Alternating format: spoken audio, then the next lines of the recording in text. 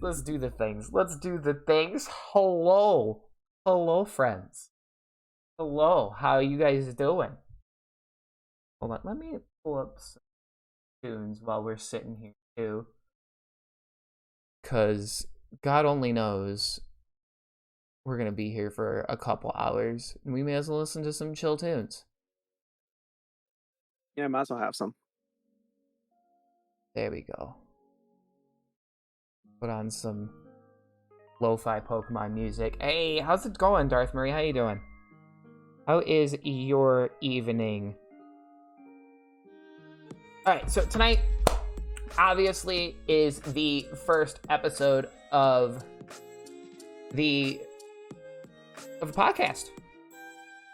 Isn't that something? Isn't that something? I'm doing good, Marie. Just hanging out, doing what I do. I'm here with my good friend Upper Night. Say hello. Hello, chat. Hello, everyone. Didn't you had a podcast? I'm excited. Hey, it's the first episode. We're gonna pilot this, and we're gonna see how it works. We're gonna see how it goes. So tonight, basically, we're gonna shoot our shit because we've been basically shooting our shit for like the last half hour. Yeah, pretty much. If you guys want to check out my good friend Upper Night, his YouTube channel is right there. I'll make a command out of it in just a minute. But excellent content creator, excellent stuff. I actually had I actually watched that Storm the Castle video that you have up there, and I'm like, oh, nice. I love it. I absolutely love it. I love your graphics too. You got a Cyberpunk playlist, you got Titanfall, and you're running Halo and all that fun stuff. That's really cool. So are you excited for what do you call it? Halo Infinite? Yeah. You could say I'm very excited. I got to play the first flight back in July, which didn't have many people in it. And then I got to play the recent one that was in September. And yeah, I'm really excited for that game. Very polished. So, yeah. Okay. I mean, I didn't get into the first flight. I was kind of pissed about that. I was just like, man, no, I wanted to play Halo. Well, no one shall be disappointed. I'll say this. I think everyone's going to love the new game. I really do, especially with the free to play. I mean, is it really? Multiplayer? Come on. Multiplayer is free to play. Okay, so, okay. I see. Now, if you guys do have any questions, comments, concerns, you can highlight your messages if you want to ask any questions. Obviously, Upper Night is a YouTube streamer, so he's from the whole other side of the spectrum, a whole different platform. If you have any questions of him or of me, highlight your message, and we'll try to get through as many of those as we can. But the reason why I have him here is to pretty much talk YouTube analytics versus Twitch analytics. Because you know how Twitch's analytics, not exactly the greatest. Because I know the way Twitch's analytics work, that the website is not exactly on point versus something like outer sources. Because I know there's a website called it's either Sully Gnome or it's Twitch something, and they're not exactly like those websites don't match Twitch's analytics. Like I can't think of the website off the top of my head. So I can interject with that. I know one's called Twitch Tracker. That's it. That's one of them. It. It's Twitch Tracker. Twitch Tracker is probably the more accurate of the group, which is absolutely bonkers. Because I look at my analytics, and my analytics say, oh, I have this kind of viewer average, versus I go to Twitch Tracker, and they're like, oh, this is your viewer average, and I'm like, can I have that one instead? It looks better. That looks better. Can I have that? Yeah. And then, of course, we're going to talk about. Of course, also we're going to talk about the differences between YouTube streaming and Twitch streaming, because Twitch streaming, obviously nowadays has gotten a little sketch with all the bot attacks and Twitch's data being thrown out there in the middle of the internet. Like, you can go on 4chan and get everyone's data, and it's absolutely insane. And in like 124 gigs of, I think, what is it, 124 or 125? Somewhere in that range. It's like in the high 120s, and you get everyone's what you made. So if you ever made money from, I think it's 2019, sometime in 2019 on Twitch, 2019. all the way to 2021 of the beginning of this month, you are on that list. You were on the absolute, like, hey, you've made some money. Hello? And that's the thing that threw me off. I actually went to go download that and see how much I made off of Twitch in the last year, and I was actually surprised. I was pleasantly surprised to see how much money I made on Twitch over the last year.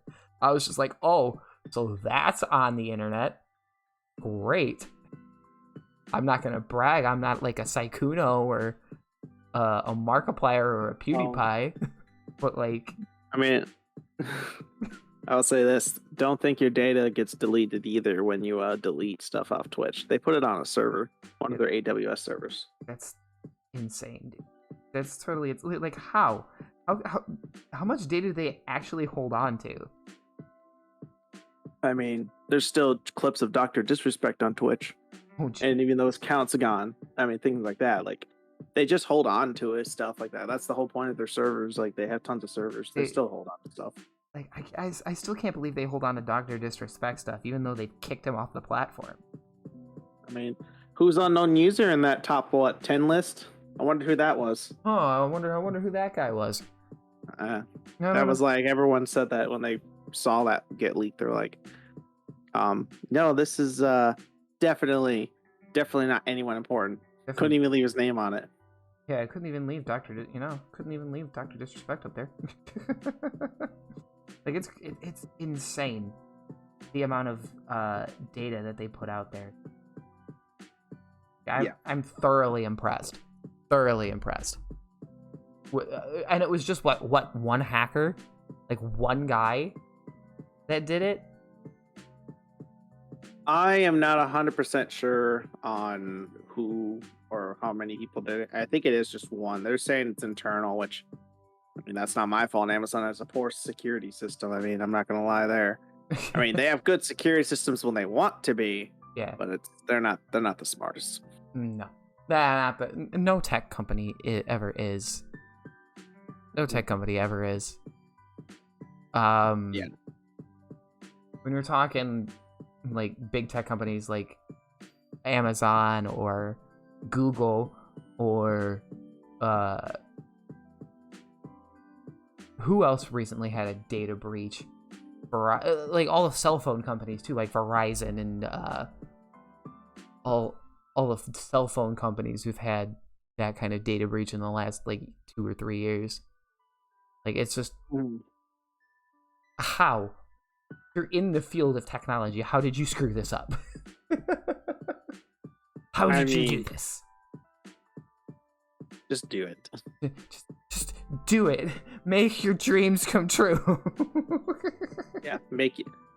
Yeah, that's the best way to do it. Just do it. Just do it.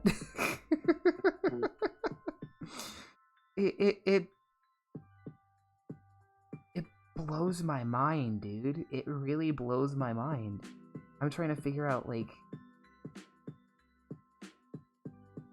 I'm just trying to figure out how do these people get a hold of all of this information? You thought you were okay, like, you think your data's safe online? You're not. It's not. You're not. It's not safe at all. It is just not. Oh, I put my camera on, by the way. Sorry. No, you're fine. I'm trying to figure out. I don't know why. Exactly, Marie. Exactly. Hold on. Let me see if I can. Yeah, sorry for the quick interruption. I tried to get my webcam on earlier. I actually was trying. That's why I said no webcam, because it was not working. But now it just said, yeah, we can detect it now. We can detect your webcam now. So hold on. Let's get. It's like, ooh, even though it's backwards. It is reversed. I am looking the wrong way.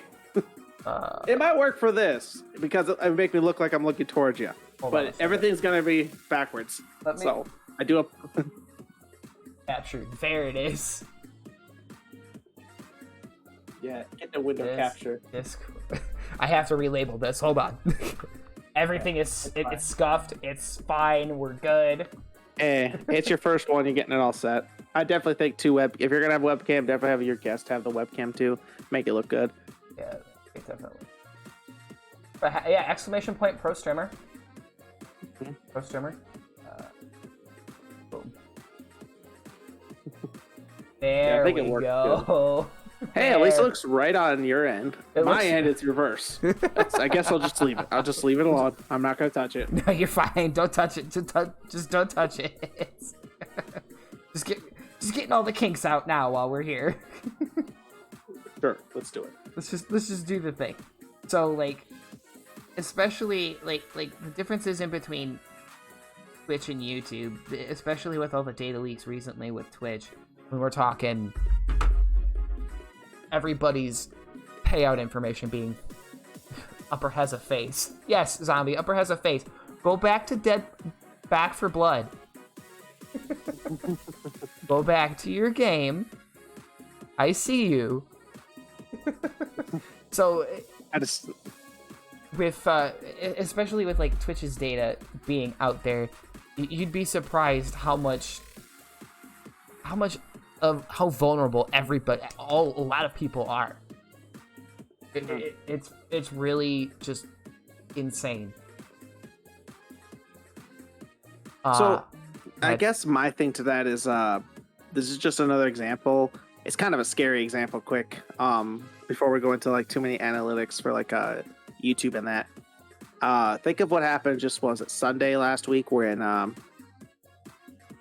Sunday or Saturday when Facebook went down and I think something else went down, and then Twitch ironically made a tweet saying, oh look, somebody has server issues or whatever. Then the next day they got, something happened to Twitch.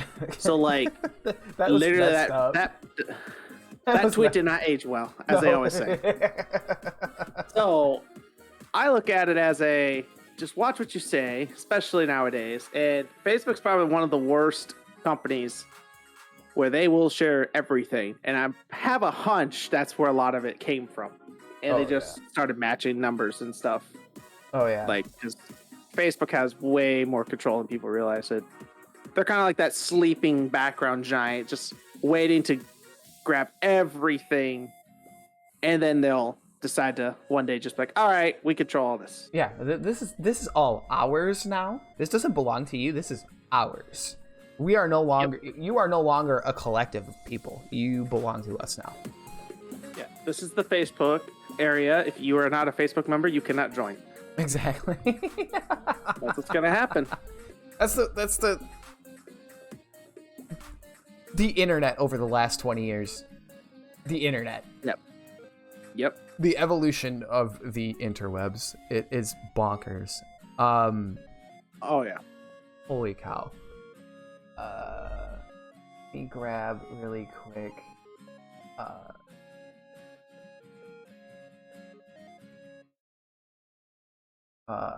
But go ahead. I would say let's go ahead and start talking analytics, since I'm gonna have my analytics up in front of me. Mm-hmm.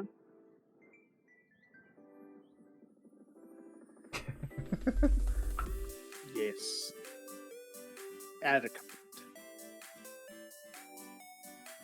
comment. So for me, I guess my bonus or my favorite thing with analytics, another number person likes, is YouTube's analytics. I love like the customization to it. They've gotten better over the years with it. They keep adding things. Mm-hmm. They go like normal 28 days. You can see last week, month, close to a month. They do 90 days, a year, your whole lifetime, certain months, like customization, like that's all normal. But again, I think it's good to see, especially with the VOD system, how we are trying to think of the best word to say it. YouTube with VOD and video on demand system, they're able to like recommend you something right away. And that's the way the world's going, is recommending. So like you click on YouTube one day to go into it, and it's just like, this is what we think you like the best. Where, analytic wise, it's like, so if you're talking about something that's controversial, maybe, or something that's really hot topic, you might get clicked just because of that, even though you never talked about before in your life. That type of stuff. Like, especially on Twitch, the recommended streamers, the whole recommended list is based off of the games you like and the content that you gravitate towards. It's the same thing with YouTube. Like YouTube, you can go down that content rabbit hole. That content rabbit hole is scary. Like, I watched a YouTube video of, I think it was Markiplier, who went down the content rabbit hole and ended up somewhere with like conspiracy theories. Oh yeah, it'll just go one to another to another to another. It's gotten worse now because they added shorts, so you can go to a short. You like that short, you just click on that profile, and right away it takes you to their profile, and then you start finding more stuff. It is actually the best creative thing I've seen because it combines TikTok and YouTube together. So you're not chasing just that short form factory content. You can also go there now, watch a video based on something and get more people in. And I'm going to admit right now, I started doing that last month. Smartest move. That is my biggest tip to anybody who wants to be on YouTube. Start creating shorts out of anything from Twitch or whatever. Just start making shorts. You'll get people that way because that is their biggest thing right now. We do have a question from chat. Darth Marie says, would you say it's harder to be discovered, like quote unquote discovered on YouTube? My opinion, no. I think it's equally, how do I want to phrase this? It is not as hard as Twitch. Twitch, you got to get a community together, and it's like a pyramid system. So the more you have watching and following, the more you get discovered. Where YouTube, they've gotten away. This is one of the analytics, which now, because you asked this, it is the best. I think they finally are getting close to that sweet spot. You don't need 100,000 subs anymore to make it on YouTube. I mean, I have 50,000, which is still a great percentage on YouTube, but there's people out there with like 5,000 to 10,000, and they're doing this full time already because they are having those consistently 4 to 10,000 or 5,000 to 10,000 people come back, watch their content to where it's like it just piles it up. Yeah. It's now all about view duration, click through, and that's pretty much it. Like, that's what drives then ads and monetization and all that for people. The hardest thing in YouTube is to start getting paid for ads or Google ads or earnings, however you want to call it. That's the hardest because you got to have 1,000 subscribers and 4,000 public watch hours on your videos. So yes, that is the hardest thing, but getting discovered wise, no, it's really not. I think if you put the mindset to it, you'll be fine.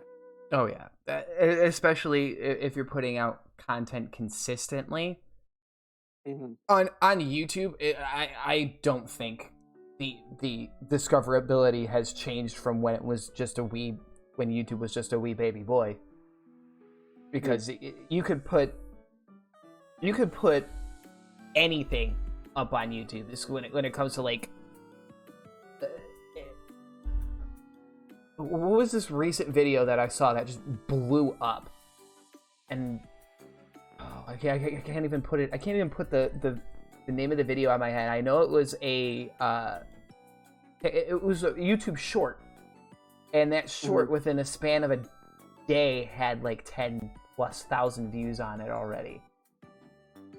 And it was basically somebody who copied their TikTok content and put it as a YouTube short. It went from getting practically nothing on TikTok to getting 10,000 views on YouTube, which blew my freaking mind. And that is, and right there, that's why I said just a few minutes ago about pushing shorts. Why I did it recently, and I saw the difference, like how it's grabbing people. Even like stuff you really are passionate about, like it's amazing how it's not here on YouTube yet. So if you start a content creation on YouTube, you can start actually getting followers or subscribers, I should say, way more quicker than before. Because you're, like you said, TikTok is already so like watered down. All those millions of people have TikTok. So everyone's, it's hard to get discovered on that. Or you can get a lot of followers or likes or whatever, but having a million there is nothing because there's people like, 30, 40, 50 or more. Yeah. And here on YouTube, you got 1 million subscribers. That's a big mark. That's like, holy crap. Like, you're way up there. Yeah. Oh, especially like, I've been watching people like Jacksepticeye, Markiplier, Mr. Beast, like all those people who started off at the, base ground level with Jack Diddley Squat, and here they are with 20, 40, 30 million plus subscribers.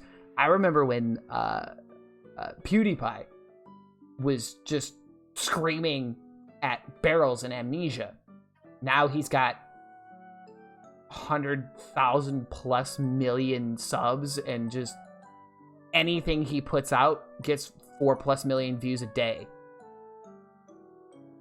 Yeah, he's one of them that really took it to basically the extreme where I don't even think he runs a lot of sponsorship. He's one of the few where he can literally make it off ads alone because he has so many viewers. It's just, that's just how it goes. But it's a good thing. Yeah. But I mean, that's why I said, I think, and this is my honest opinion, I even went to a class for YouTube over the summer to learn more about business models and all this stuff and see what to do. And I told everyone from that I left it and completed it, I've been saying, you want to get into this, you have a couple years, maybe 2 at most. I feel like to get into this, it'll be there past it to get into as a content creator, but the door is starting to, the window's starting to close. That's just because so many people can get onto YouTube. And that goes back to earlier where you don't need that 50,000 subscribers or 100,000 subscribers to actually be like noticed and like brands want to go to you, all that. Like, you just need to get like that 5,000, 10,000. And you think of how many people are in the world and how many people watch YouTube every day. It's like, you can achieve that very easily. Right. It is, it can take time, but it's all about putting the content up. Like you said earlier, fighters, it's all about putting the content up consistently. Yeah. Or set a schedule, meet the schedule. And the algorithm, we'll talk about that more later here, but the algorithm is crazy in how it works. It's just, oh my gosh, that can make or break your channel, but you have to please the algorithm. Yeah, you definitely have to, especially on Twitch. You have to please the algorithm. Like you won't get noticed if you don't please the algorithm. If you're not pleasing the Twitch gods, please don't strike me down. If you're not pleasing the Twitch gods, good luck. And especially with like TikTok, Facebook, YouTube, Instagram, if you're not pleasing the gods, they won't bless you with likes, views, and like finding that right rhythm. If you're not posting consistently, if you're not doing this, you're not doing that. And believe me, I am not posting consistently anywhere. So the algorithm is screwing me hardcore. Because I have trouble with actually finding content that I like of myself to post, and I want to kind of find that happy medium of stuff that I like to post, like put that out there, and then if people like it, great. If they don't, and it's not a big deal. It won't bother me. That's just one thing that scares me about like putting things out there. Is like, are people gonna like this? Like, I had that fight with myself this morning. Like, oh my god, are people gonna like this? What's I was thinking about it all day. Well, and that's fair. That is very fair to I want to say to think about. And I get right there going back into it. It's like you kind of just have to grab fear and just push through. Like grab fear, and there's an expression they use in that course. I think it was, if I remember right completely, it's very, you know, fighting style, but it's more or less just punch fear in the face and just keep going type thing. Like don't be afraid to try it. If it doesn't work, all you gotta do, really, for me, my favorite part of YouTube, you can unlist it. It never gets seen again. Or you can just delete it or private it. You private it, it doesn't count as a channel stuff anymore from what I've read and continue to develop on YouTube. And you can learn from your mistakes, or you can leave it up as a mistake and you understand, okay, this didn't work, so I know not to do this anymore. I think that's what a lot of bigger creators have been doing. They put up something and they go, "Oh shit, this didn't work. Well, I can learn from this. I'm gonna keep this here." Like a lot of, and it'll always be there. It'll always be there. You can always look at that. Hey, I made that mistake. I did that thing. As a content creator, you'll always make mistakes. That's all there is to it. You just gotta learn from your mistakes to continue to grow. Like that's what you gotta take it as. Yeah, definitely. Let's get into some like analytical numbers here, because I'm looking at my 30-day average right here in front of me. So my 30-day average, with the amount of stuff I've done, the amount of hours I've streamed, I have an average, according to Twitch, I have an average of 16. That is, according to Twitch, that is what my viewer average, quote unquote, my viewer average is. So, and with however many hours I've streamed, which, trust me, I've streamed way too much. I should really just cut it down and go from there. But I like hanging out with people way too much. Well, you know, what's another hour? And then 6 hours goes by, and I'm like, where did the time go? Right. Like I'm looking at. Let's see. Let's go by hours. Like there's one day where I streamed for. Okay, yeah, I have a problem with numbers. I have a problem. There was one day where I streamed for 12 hours and 10 minutes.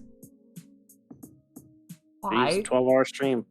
Wow, it was an easy 12-hour stream, don't get me wrong. I don't know why I did it. And then there's another 10-hour here, and then there's like 5, like the amount of time I stream is inconsistent. Like I should it's really inconsistent, because I go back to like the middle of September, I got 5, 6, 8, 4 hours, and then I hit the end of September into like the beginning of October. Here I am streaming 10 plus hours within the last 30 days. Jeez, you just all over. Yeah, I'm all over the place. It's all over the place. Yeah. Like that's my issue with consistency.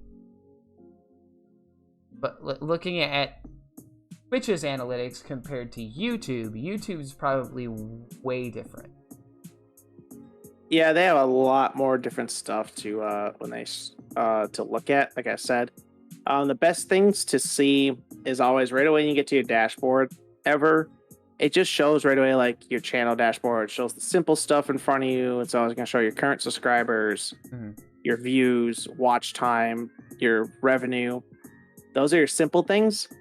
Most recent videos doing, kind of just a quick overview of stuff. And in the analytics, to me, I like that in the last 20 days, it tells you right away. It's like, hey, you've had this many views in the last 28 days. I've had almost 16,000 views in the last 28 days, which is honestly amazing for me compared to what I was a few months before that. And that's because I put shorts in. Literally just because I put shorts in, it just started growing again. And it's just crazy. And I've gained 44 subscribers, things like that. It's really nice to see the difference. But again, it goes like that because obviously this isn't a live stream platform. This is a video content platform, or VOD, and then a streaming platform second. So you have to take it like that way. So if I want to look at like my last stream, I can, which was the Back for Blood one. And I know it didn't do well because my computer had issues, or OBS had issues, I should say. And that was not fun during the stream. But you live and learn. So I got it fixed. Ready to go now next time. Point is, this one, it only registered 26 views, but it gave me 4 hours of watch time. And it was in front of, it only registered 26 views. And that is where the key is. And everyone's like, well, what does that mean? I'm like, well, because it all depends on how long people watch and what everyone's average, thing was to watch their time. Again, from what I remember, it's like 30 seconds. So it's really hard to get views, understand on YouTube on live streams, because you could click on it and during the thing, you'll have like, say, 200, 300 playbacks. And that means 300 people actually clicked on you to watch a couple seconds of your video. But that didn't stay long enough to count as a view. Yeah. So things like that. But that's interesting. That's interesting compared to like Twitch, where you have to have somebody stay for 5 minutes. You have to have one person stay for 5 minutes in order for them to count as a view. Like that's how that works, and that baffles the hell out of me. It really baffles the hell out of me. They want to make sure they're there for a while. Yeah, they want to make sure that person, like, hey, I'm here. Like, we want you to be here. We don't want you going anywhere else. We want you to be here. We want you to count as a view here. And especially with Twitch changing a lot of the ways that you can, quote unquote, lurk on channels now. You can't lurk on so many channels. You used to be able to lurk on like 3, 4, maybe 5 channels. Now you can only lurk on 2. Oh, jeez. They're just like, nah. So, like, you just can't do it. It's just not possible. Like, it's interesting to see Marie, it's not 3 anymore. They're starting to cut back on the lurking, the quote unquote lurking, because lurking to Twitch is not viewer interaction. They're not getting interaction. They're not getting money. So that doesn't. They don't like it. And that is true.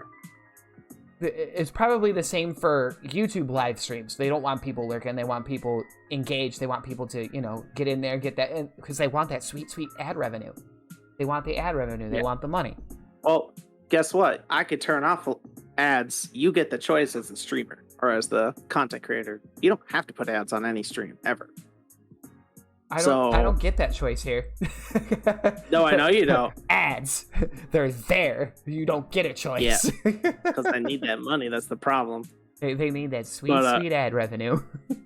Yeah, here my favorite thing is, do I run ads? I do sometimes, and if I do, unless it's a actual video content or that type of content, my streams, the most it's going to be is like one of those overlay pop-up ads or something like that where you can click off right away. It doesn't interrupt your stream, though. It has the forward and rewind feature, so if you want to go back, you can go back and watch something that already happened previously on the stream, all that. Like, it's so cool to me to see that with the streaming. Like, I love that part of this YouTube. Like, you can't do that on Twitch. If you miss it, you miss it. Like, there's no going back. Like, as a viewer, I get to go back and watch something. You'd have to go back to the VOD.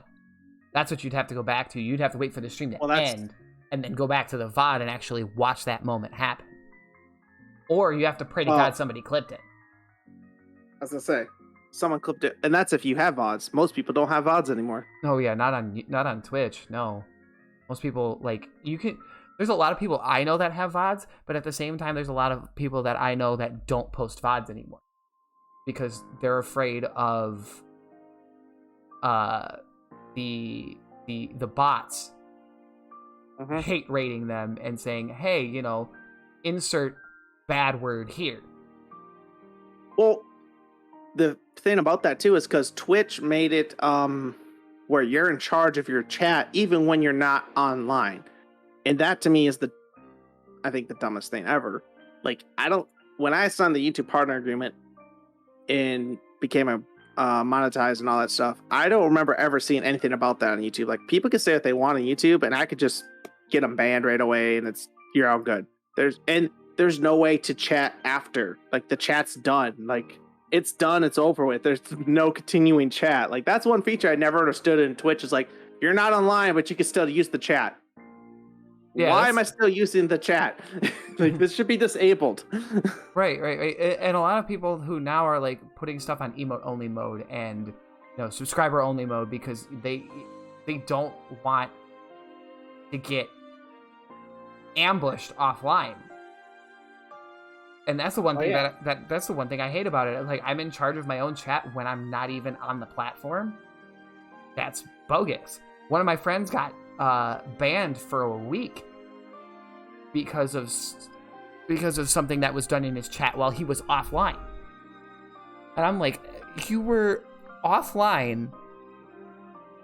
How can you be responsible for that? How can you be responsible for that kind of behavior when you're not even on the platform right now? Like it's mind blowing. That's part of that affiliate sign up. If you sign up for that right away, I'm pretty sure it's one of them. Or if it's not the affiliate, it's right when you sign to start streaming on Twitch. I think it's one of those. I don't know. I think it's. I went through the affiliate agreement. I went through it. In no way, shape, or form does it say you're responsible for your chat. It's gotta be those. That's gotta be right when you sign up the first time. Because it is something. Remember, they tweeted that. I think it was last year. They said you are responsible for your videos and for your chat, even if you're offline. So it must have been something that they slid into, like the like when you sign up for Twitch as an account and you start streaming. Mm-hmm. I started streaming last year, and now that I went through I went back through the affiliate agreement. I went back through all of the all the stuff that they send you. Like, in no way, shape, or form did they say you're responsible for your chat. And then when they tweeted that out, it's like, oh, so I'm responsible for, Tweedledee and Tweedledum who come into my chat while I'm offline and post racial slurs and all that shit. Yep. It's something very odd by Twitch. I wish they didn't do it, but. One thing I was gonna say earlier about the Black for Blood video that I did the live stream, so that got in front of over almost 4,000 people in my hour and a half. Like that's how quick you can get thrown out there in YouTube. So I don't know how many people were in front of like your recent videos or streams, but that's amazing to me. They give you that number. I always look at that number. I'm like, I wonder how many people I was in front of. To see and I'm always like watching that number grow and grow, and that's what I love because it's like, all right, well, my video is getting recommended more. So the way I look at, if I go back to my own channel here, I'm gonna go back to my own channel just because it's a good reference point. It's even gonna pull up my own stream right now. If I go back to, it'll let me go back to my own VODs. Some of my VODs, I'm actually looking at. I have videos of like my previous streams, and sometimes they break and stuff like that, and I just combine all the views together. Like I get 200, like this one stream that's like 6 hours long. That was like 9 days ago. I've got 237 views. And then, I'm combining all together I see one stream that's, separated, which is like 150 views. Because, again, Streamlabs decided it was going to be haha funny and crash. And then I've got another one over here with 146. And then I'm going through all of my clips. All of my clips, have a view there, have a view there, have 19 views here, And I'm looking at some of my highlights from my Twitch channel. Like here, this is a clip. Here, this is how many views you've got on it. Now YouTube is different, vastly different. Like you could have a stream and then I don't know how they clip stuff on YouTube, if that's even a thing. It is. Okay. They finally made it a thing for everything, for I believe all content now. Mm-hmm. There's a thing now to clip everything from videos and all that. And as a content creator, you get set all that stuff back. Like, say you went on my channel right now, you clip something of mine that's a VOD content or video content. Mm-hmm. I would then get the redirection of all those for wherever you shared it. Really? Interesting. Yeah. So for example, if I took a clip of your most recent stream and said, here, I want to share this to Twitter, I want to share this to, Instagram, I want to share this, you'd get all that data. Yeah, I would get like how many like viewers and all this, that impressions and everything off it. And I can also disable that feature if I wanted to on all my stuff. Like, it's a lot of people are afraid because they were like, well, if someone takes this clip, they can share it and make their own, obviously, monetization. Well, to stop that, what YouTube did, YouTube basically says, no, you don't, because we copyright claim it right away, and when you clip it, and no one can use that to make monetization. That's smart on their part. That's really fucking smart. I gotta give props for YouTube. YouTube over the last decade has evolved into I'm just gonna say a halfway decent platform. They still have their bad things and not so great ideas, but they've evolved into a halfway decent platform versus Twitch, who's now getting its ass handed to it. Literally. I mean, yeah, they still own the pie, as they call it, the streaming pie or whatever, because they always want to compare that. The problem is, and they'll never do this, and I laugh all the time, if you look at YouTube's daily video content and like their amount of videos and minutes and hours consumed, it crushes Twitch and just so quick. And it's just like, wow, imagine if they just took part of that and brought that to the YouTube Live or YouTube Gaming or whatever, in the streaming world, and all of a sudden, like, it's their Twitch will not have a leg to stand on in that fight. That's the whole thing, is because YouTube has not made itself a predominant streaming platform. What they've done, they made it secondary. They're getting people. That's why they keep buying all these bigger creators, so all these new generation understand, oh, it's okay to be a member or join memberships. Oh, it's okay to donate. Oh, it's okay to do this. Where that's how Twitch grew up. They basically, Twitch from the beginning was like, this is our platform. This is how you support. Yeah. So YouTube's growing and evolving. Like, I remember when YouTube was just like, here, post a video. Yeah. You want to post a video? Here you go. How do I share it to my friends? Oh, YouTube. Oh, how do I share this funny meme? YouTube. How do I make these Gmod videos? YouTube. Like, I remember back in the day when Gmod was a big huge thing, and then you got people like Vanos Gaming, Wildcat, I am Wildcat, he who will and not be named, all those people who just literally sprung up out of nothing, out of nowhere, but here they are with Gmod videos making millions of people laugh. Because here's this Dragon Ball Z Gmod video where they're making you literally cry laughing, versus this Gmod video over here where they're playing Prop Hunt for like 4 hours. Yep. They made a group, and that's the one thing I've been trying to get into more, is getting a group. That's one way I've learned. You got to be in like a group of people to grow, because that just brings more. It's a wider net of cat to cast to get more people to watch. Right. So if anyone does want to grow, that's what you want to do. Get another content creators or other people out there that want to do the same thing, and throw that net out there. Yeah. Oh yeah. Because if you're not throwing that net out there, what's the point? If you're not in a group of people, if you're not part of, say, like a community, or you're not building your own community, you don't have that wide net to cast and bring more people in. Especially on on Twitch, if you're not part of a community, you're not gonna grow. You're not gonna go anywhere. Oh yeah. Like I wouldn't be where I wouldn't be where I'm at if I wasn't connected to the communities I'm connected to.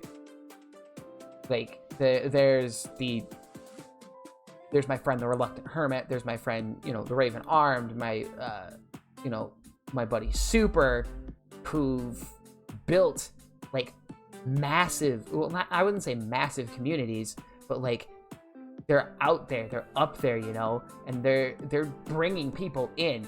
They get, you can watch their stream and there's a follow every 5 minutes. There's a follow, like, hey, thanks for the follow, there's a follow every 5 minutes, and that person who just followed is immediately chatting, like, hey, this is what's happening. This is, oh, hey, I like this guy, I like this content. And then they come back every single day for more. You know what I mean? Like, my friend Raven, who cosplays as Captain Jack Sparrow. People come back for that. My friend Hermit, who sings and plays his guitar. People come back for that. My friend Super, who basically, I don't know, just talks about everything under the sun. Love him to death. He's a great guy. But every day, his viewership is consistent. His content is consistent. It's there. Everything is there.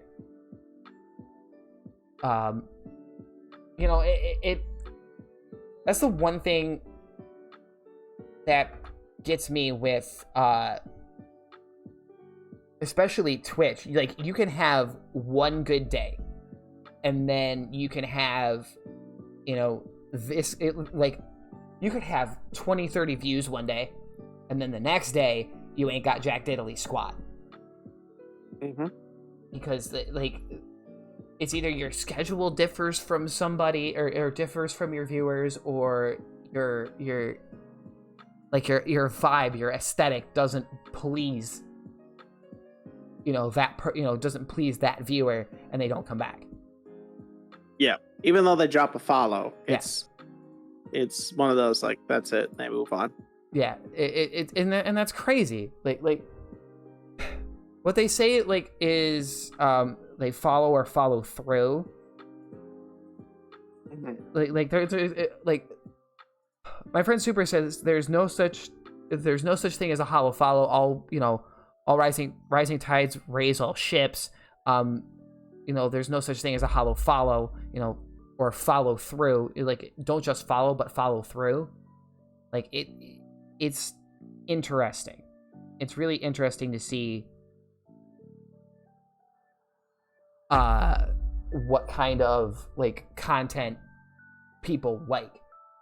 And the one thing, when I started streaming in August, the end of the beginning of August, end of September last year. My year anniversary came and passed. I started playing horror games, and that's what got me to the affiliate. And then I kind of deviated from horror games and I started playing everything else. And then I got stuck with Pokemon. Well, I didn't say not get stuck, because this is my childhood. This is something I grew up with as a kid. The nostalgia value is there. Yeah. And everybody has that little soft spot in their heart for something. And especially on Twitch, if you don't find that soft spot, I don't think you're going to go anywhere. You're not going to grow as fast. You know what I mean? Yeah. The problem with Twitch, and this is the best way to think of it, I think Tim the Tatman said it best.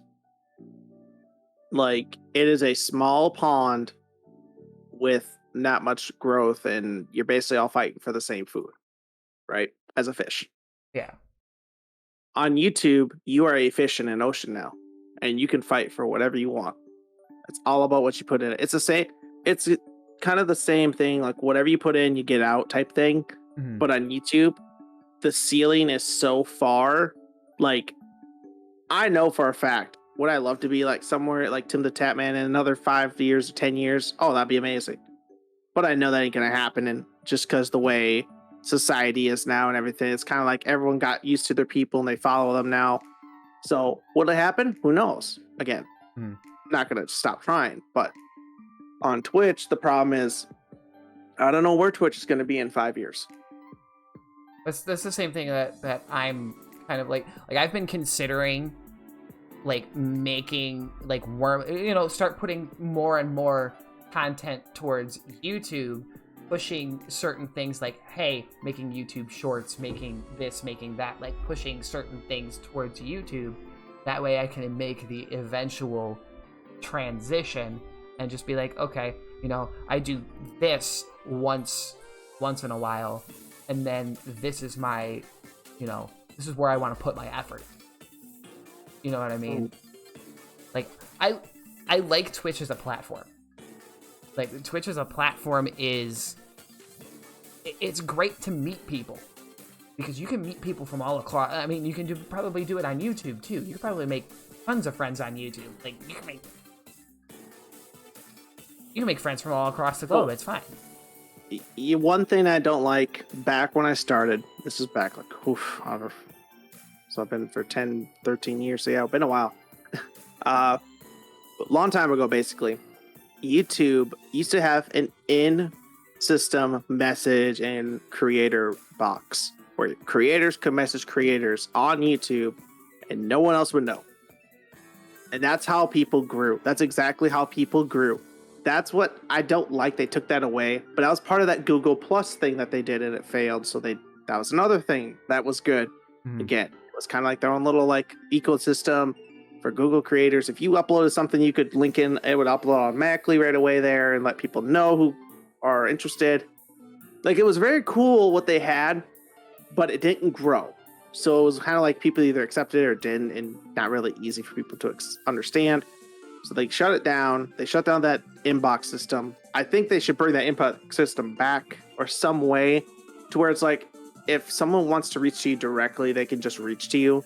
But I think they wanted to get rid of that bandwidth where it's just, all right, just go to your whatever email you use, which about most people I would think use Gmail. Maybe other people use other stuff, but what they want, you got to reach out to them yourselves as a content creator like before. But instead of a private message, or just the content creator could see it and you guys could privately message there, it goes into a box of emails where everybody's emails are.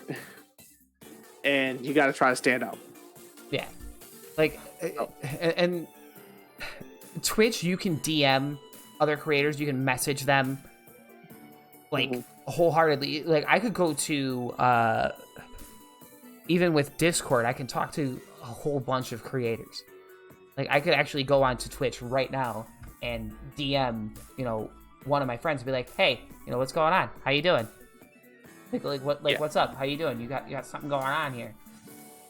Or they call it whispers or something like that. Yeah, they call it whispers. I could just say, hey, oh look, I'm shooting. I'm gonna shoot my shit with this person.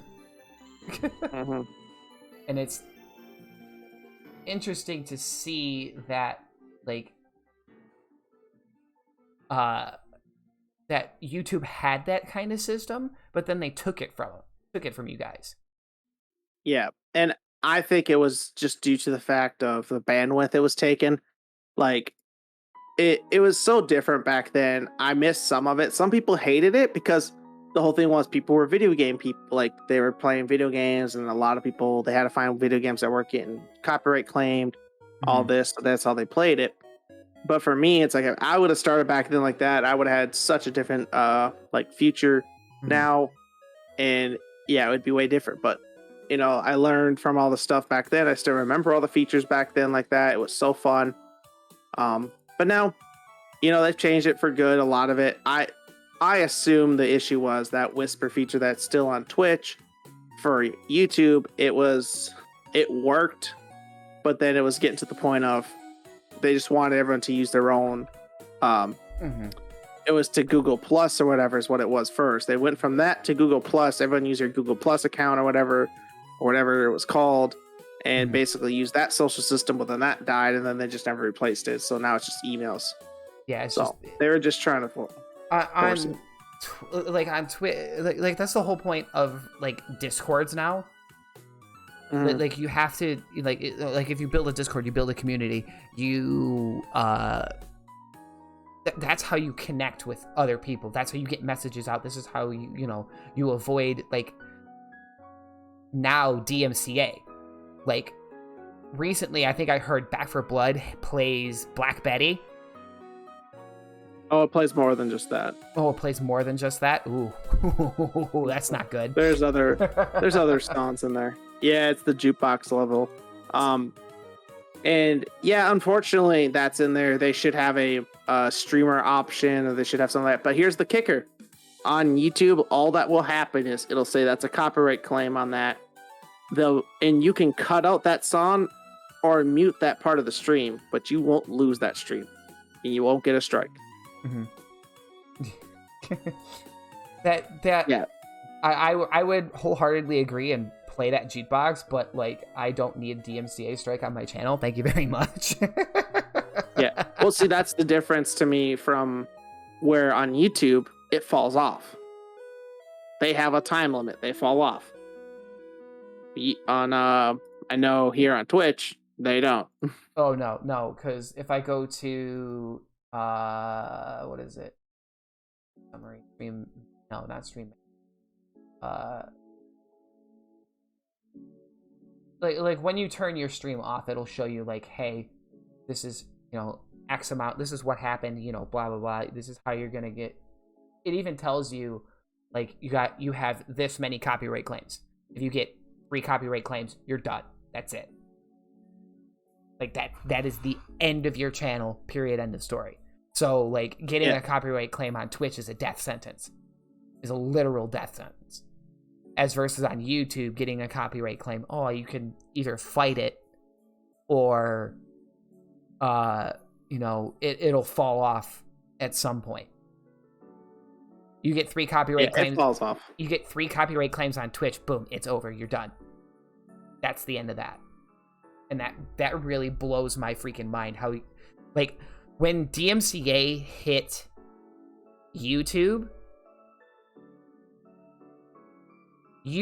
I think handled DMCA better than Twitch did. Well, the history to that is a little more darker than that. Do you know the whole like what the heck was it? Was it like not Shazam, but it was like there was a music company back then that was really good, Napster. Called Napster. Yep. Yeah. So Napster, YouTube, and all that. So YouTube went to court over the music industry. I think it was the late 2000s, like 2007, somewhere 2005, somewhere in there. They almost were shut down. They made an agreement to basically make a program or make a algorithm and make something detect copyrights and have a way to stop it from spreading. Mm-hmm. So they did. They pay, I think it's $1 billion a year. And I'm pretty sure it's $1 billion to the music industry as just a free check, or something like that. It's ridiculous amount of money. They just pay right away every year to the music industries for any copyright issues or anything they missed with their system. Mm-hmm. They just give them a straight check. Just here you go, have fun with it. This is to avoid us. Don't come toward us. Don't come toward us. Twitch don't have $1 billion to just throw at. Amazon does, but Amazon ain't giving Twitch $1 billion. Yeah. Like Twitch doesn't have that money to do that. And that's where Twitch is trying to find like all these loopholes instead of fix it. Like that's the issue is Twitch is just trying to plug holes with like tape. It's like, okay, we're good now.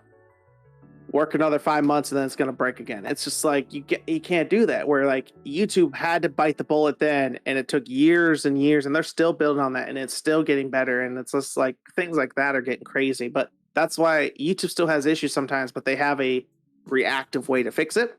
Mm-hmm. Where Twitch was just like, man, we'll be fine. We're a gaming thing. We're fine. Marie brings up a good point, like adding a category for hot tub streamers instead of there's an audience for everything, whether you're on YouTube, whether you're on Twitch, Facebook, Instagram, the website, the hub. We're just gonna call it the hub. There's an audience for everything. So, especially on Twitch, like the hot tub, the whole ASMR, like hot tub section of Twitch, is completely has completely blown up. A recent big ASMR streamer, Amaranth, I think that's how you pronounce her name, recently just got banned, and she was one of Twitch's biggest ASMR creators. But most of her content was leaning towards more pornographic.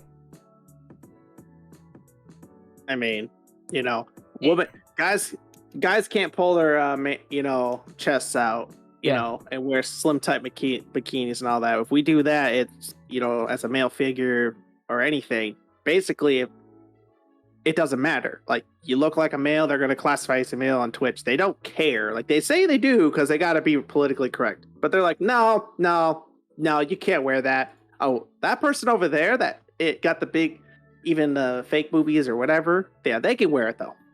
Right. Like that's literally what they look at it. I'm not trying to be political or anything like that, or any gender thing. I'm not getting into it. It's bad how Twitch does it. YouTube is more like, how you want to say, like, as long as there's no nudity, like actual like R-rated, X-rated content, you're gonna be fine. You might not have all the ads in the world on that video, but you will be fine. Right. That's like, how. and that's like the thing I like about YouTube, and like the way YouTube handles things is fantastic. They act like a business. Yep. They act like a business. Like, they act like they're trying to make money. Twitch is like, hold on, do I have a roll of tape somewhere on my desk?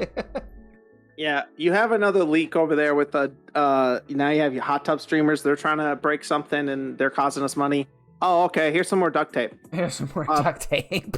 Like, this isn't gonna help. So yeah, just duct tape the hole. It'll be fine. Like, the fact that Twitch actually made a whole ass category for hot tub streamers is insane. And then you got those people, like, you've got those smaller creators, like, and I'm going to speak for the male gender now, those people who bitch that a hot tub streamer has 2,000-3,000 views while some Joe Schmo over here has like 3 or 4 and is complaining like, oh no, I can't get any views, I can't compete with that, I can't compete. Like, no, you're not going to be able to compete with that. You can't. You can't compete with that. No, you can't. Instead of complaining about it, like, make your content interesting. Yep. Bring people in that way. Don't what they got to do, but don't worry about like hot tub streamer, hot girl over here. Get some fake boobs, you'll get those views. I mean, you're right. That's you. You're right. Oh boy. This is what we gotta do. This is what we have to do. We have to get fake boobs and get a booty to get the views. You know what I mean? You got to start doing squats. Yeah. You got to start doing squats on stream. The people like that shit.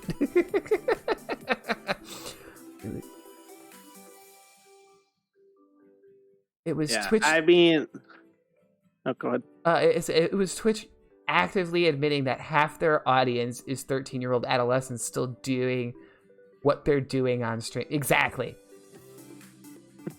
Also, a streamer having their children in their stream and literally. Okay, yeah, that is how you create addiction. You're absolutely right, Marie. Absolutely, 100%. But go ahead with what you were saying, Upper. I mean, in the end, again, just a lot of little things with this, with YouTube and analytics. Like we said, that's how we started this topic. I just wanted to go back and just confirm to everybody, like, understands here, because my phone's going off and vibrating. I'm trying to shut it to mute. So, just analytic wise, and what you can do on YouTube is so much more free, I feel, than on Twitch. Yeah, Twitch does have features better. Like, it has bits, it has things like that for the YouTube live streams and all that good, and gifting members and free Prime. Like, yeah, YouTube does lack in that. I'll admit that. It does. But again, YouTube's not a streaming platform. It is a VOD platform, a content platform like that to consume longer videos or even shorts now. And then streaming is second. So those two are first, streaming second. So they're kind of working those in. Like, they should be in there by now, like some of them. But it's one of those, they're trying to name it correct, not just copy. Yeah, like copy paste stuff. Yeah, they want to be their own. Just like how Google Glasses didn't work, but they're trying to do their own thing. Mm-hmm. But yeah, that's just how I look at it. I think YouTube is a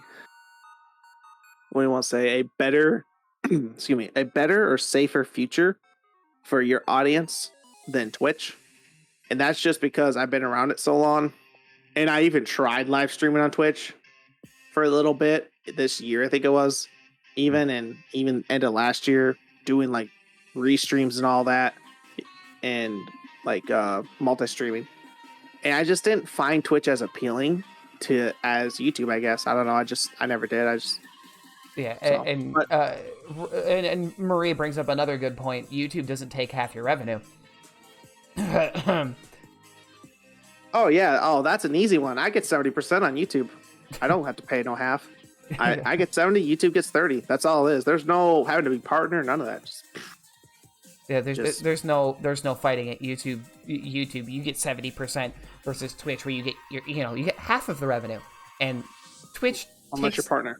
And then you can quote unquote, like some of my friends who recently got partnered, like, you don't even get an option at the negotiating table about revenue. Like, it's insane. Like, you can try to negotiate,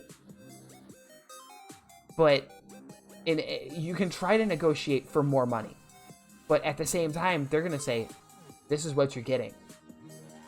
This is it." Yeah. And it's no.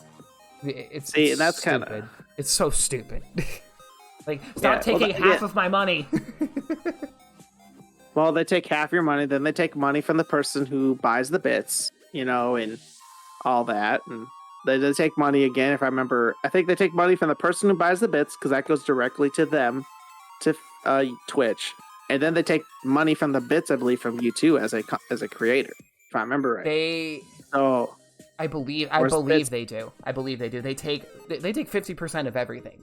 Let's. Yeah. For example, they take only 10%. Okay, that's something I didn't know.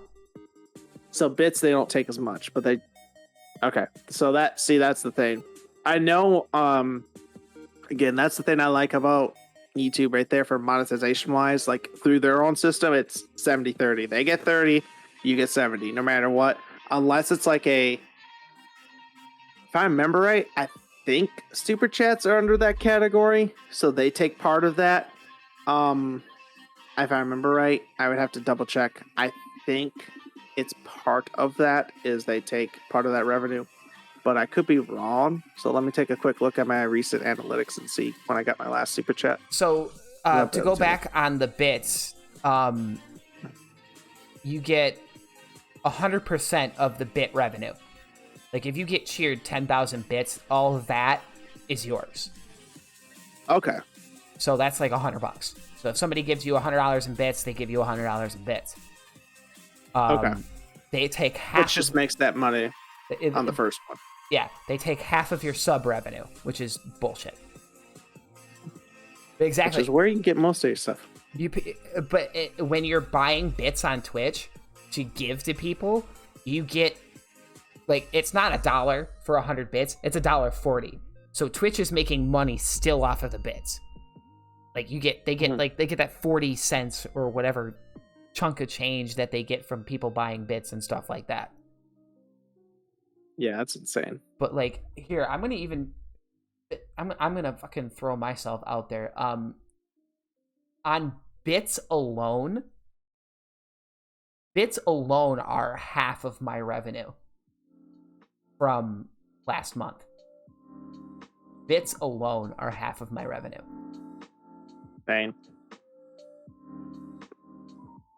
Sound alerts. Okay, and especially sound alerts. When you do the sound alerts on people's streams, like the gunshot or the like a chicken dance or something like that. They sound alerts takes 10%. Dang, really? Oh, wow. Yeah, like Twitch is a money sucker. It really is. But like, the best way to support people who want to do Twitch for a living is either to do like a Patreon or like just give them bits. Like, to hell with gifting them subs, give them bits. But I think that money goes to Sound Alert, not Twitch. But I mean, it could. Twitch is connected to Sound Alerts. Twitch is connected to all of these like third-party Sound Alert platforms. Like, if you go to Blurp, Blurp is connected to Twitch. Sound Alerts is connected to Twitch. Like, everything somehow, some way connects to Twitch. If you're using a third-party thing that connects to Twitch, yeah, that third party is making some money, but the rest of that money is going straight to Twitch. It doesn't matter. Like no way. It just doesn't matter. When it comes to like the differences between YouTube and Twitch are not subtle in any way, shape, or form. Not subtle. YouTube, as a platform, as a business, has had its staple for a really, really long time. Knowing that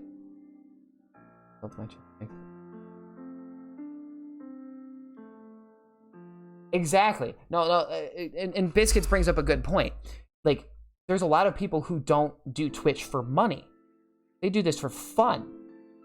Like, the money's just a side, just a side gig, It's a bonus. It's a bonus. Like, I don't do this for money. I do this for the shits and giggles. Do I want to be a Twitch partner? Sure. Do I want to make content? Do I want to make people laugh? Do I want to make people smile? Yes. That's what I want to do. But like Biscuit says, it's annoying that, we're the ones that build the channel and make content as small creators, but we don't have the funds to appropriate to like get a new microphone, get a new computer, get the setup that we need to actually stream on the platform that we like to be on. Yeah. Yeah, but that's the thing. Like Twitch is a platform. It's a job. It's a secondary job, basically. YouTube, secondary job. It's like, you're creating content, you're making money. You got to treat it like it's a business. You know what I mean? Like even when you go to do your taxes in the US, when you go to do your taxes, you're labeled as an independent contractor.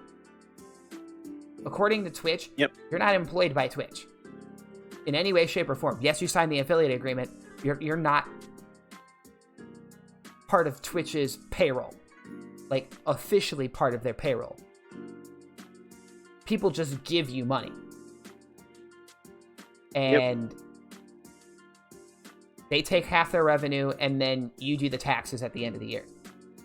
Like, I know when tax season comes around, for me, tax season's gonna suck because I made X amount of dollars last year on Twitch. Yeah, I've been putting, money aside so I can actually, not get screwed by the US government. But knowing how much money I've made on Twitch over the last year, I'm gonna get absolutely destroyed. Absolutely. Like, no matter, I do this and I have a full-time job. It's insane that they don't, it's insane to me that Twitch doesn't, like, promote people, promote creators. Like people who've built followings, people who've built communities. Like, hey, these people want attention. They're like, hey, hello. Like, you've got a, Twitch's discoverability is next to nothing. Unlike YouTube, TikTok, Instagram, Facebook, like, Facebook will promote you. Instagram, if you do something like crazy or controversial, they'll promote whatever content you have. YouTube, if you do something absolutely bonkers, they'll promote your content. They're like, hey, this is cool. Maybe you want to watch this. It'll be on the recommended page like that. But the way Twitch's recommended page is, you have to get X amount of hosts. You have to, either have a hype train or have something like absolutely fucking insane go on for people to pay attention. Right. And there's this new thing that's coming that's coming soon to Twitch that it's called Boost, where your viewers can pay X amount of bits to boost your channel to the front page.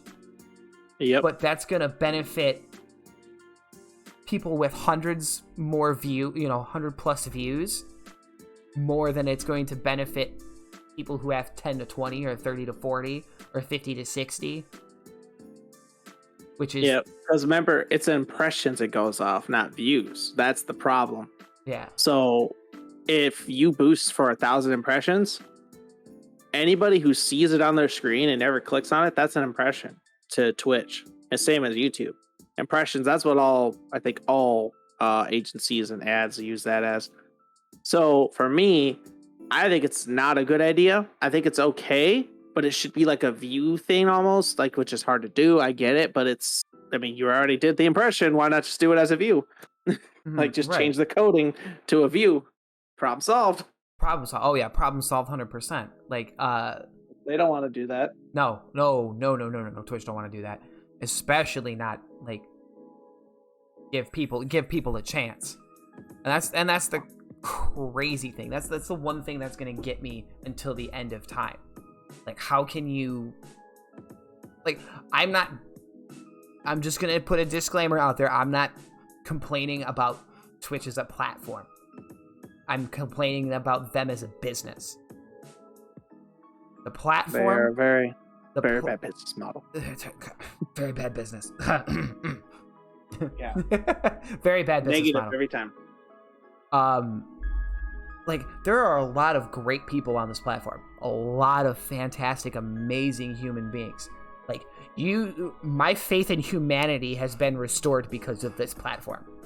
I've met so many, kind, generous, people who care. I met so many people who I didn't think would give a rat's ass about somebody who lives 200 miles away. But bam, they're in my DMs hey, are you okay? Is everything okay? You look like you're having a bad day. That's the Twitch community in a nutshell. Right there.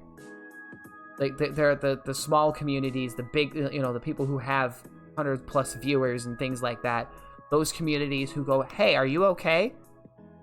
And, come say hello to you, come talk to you, and engage with you to make sure that you're doing all right.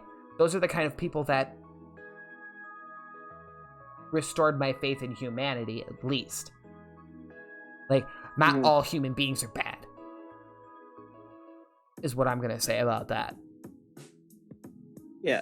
Well, so let's talk about I want to continue this topic as you're doing. I don't want to change it because it is your thing, but I wanted to bring up something you're talking about. Right. If you don't mind. So, it's on Twitter. Here's an example to me. Your Twitch CEO, who's supposed to be the Twitter person, the public person, the person that needs to respond to stuff. Emmett Shear or whatever, if he's still in, I'm not sure if he still is, or unless Twitch changed it. I don't know. Is he still the main person in charge of Twitch? I believe so. Well, the reason I say this and bring this up quick is because he has no affiliation at all in his Twitter now. All he has is twitch.tv as a link, and that's it.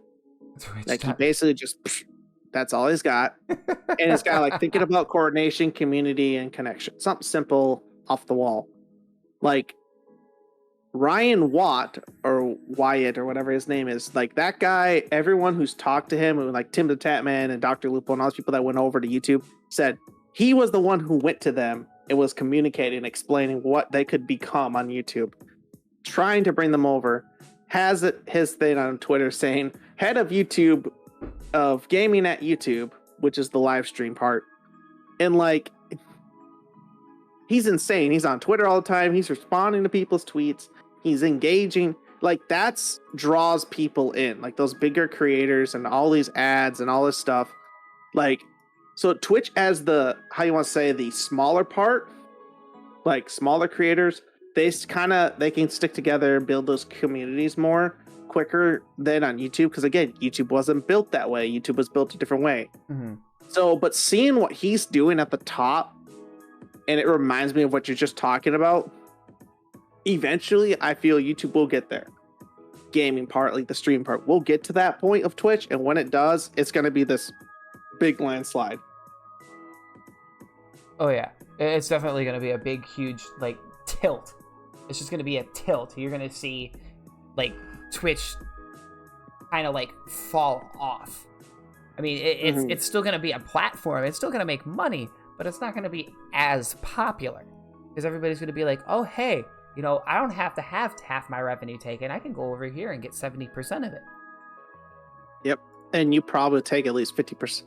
I think the rule of thumb is you'll take at least half of your people from Twitch to YouTube if you do a full swap and like you give enough time notice. Yeah, you'll take a good amount over. Right. And I think I've given at least my community enough of a notice. Like I'm gonna start putting these podcasts on YouTube, and then when the time comes, I'm gonna start changing, like pushing streams over and making more and trying to focus on that kind of content, you know, and posting like YouTube shorts of like shiny hunts or, you know, clips from recent streams or, you know, things like that. Yeah, my recommendation would be definitely even now, just start with the shorts and just start like with your shiny hunts on here on Twitch. Definitely just like you get something amazing. See if hopefully it gets clipped right away. And if it does, definitely take that clip and upload it as a short to YouTube. And right there, you'll start getting traction right away because it's short and to the point. The whole thing with Twitch though is since I'm a part of the affiliate agreement, you've gotta wait 24 hours before you post that content because technically Twitch quote unquote owns my likeness. So what you do is you set your Streamlabs up for recording and you record it yourself.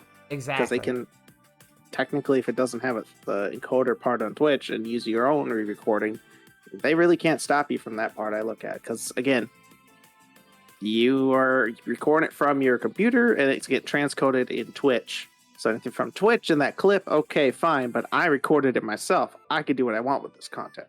Right. And that's so I do a function called replay buffer on OBS Studio. I hit a key on my thing. It goes back the last 50 seconds. It records that content for me. So for me, that's the best way for me to get my shorts.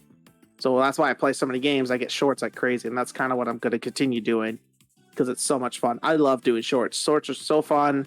It's just a relaxing thing for me. So how many shorts do you, out of curiosity, how many YouTube shorts do you put out a day? Short-wise, I don't put many out a day. It's probably more like 3 a week I put shorts out. I put 3 shorts out a week, and it all depends what the content is. It all depends what I played that week. And my favorite part is I can take it from the live streams. You know, cut a clip, put it as a short. That's the easiest way is because the live stream, I just clip it, boom, done. Change into a short, it's done. It's all set to go. Or if I want to, I can do it myself and do the short from the live stream or whatever I'm playing.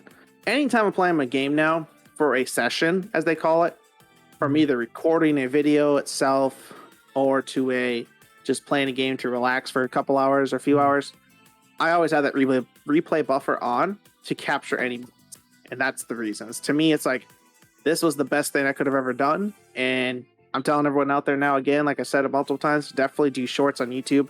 You'll grow very quick.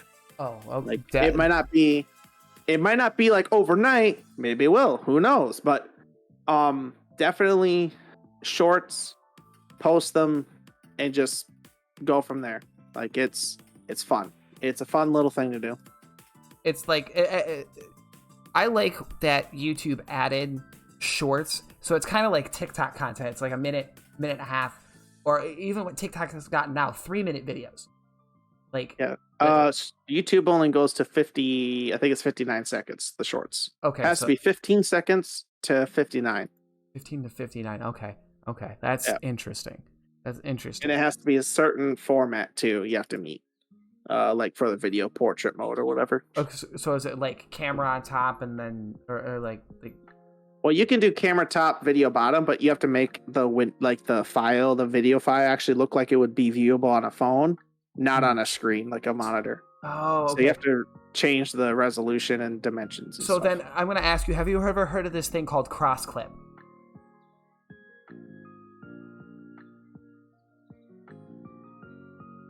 I mean, you cut out there. Have you ever heard of this thing called cross clip? I have not heard of it. Okay, so cross clip is basically it turns your clip, like say it's a Twitch clip or whatever, it turns your Twitch clip into that video format. Like you can put your camera, like it'll put a box for your camera and then a box for like whatever content you want to put out there. You can put your camera on top, on the bottom, wherever you want to put it, and then go from there. It's a lovely thing. I'm sitting on like 10 clips, 10 cross clips to post. Yeah, it looks like it'd be a good little thing. I'm sitting on like 10 things to post to either TikTok or as YouTube Shorts, and I'm just like, do I want to post these? Do I really want to do this? I mean, honestly, for your YouTube, I would, just to kind of start getting a following. Oh yeah, that's basically like, even on like TikTok, you can have, if you're on TikTok, like the actual website on your PC, you can schedule videos to go out. I don't know if you can do that with like YouTube Shorts, but like that's the one thing I like about TikTok on desktop. TikTok on desktop, you can actually schedule your videos versus the phone, where it would be boom, uploaded right away. Yeah, so on YouTube, you can schedule anything from your stream to your shorts to your, just basically anything you can schedule, and it's done.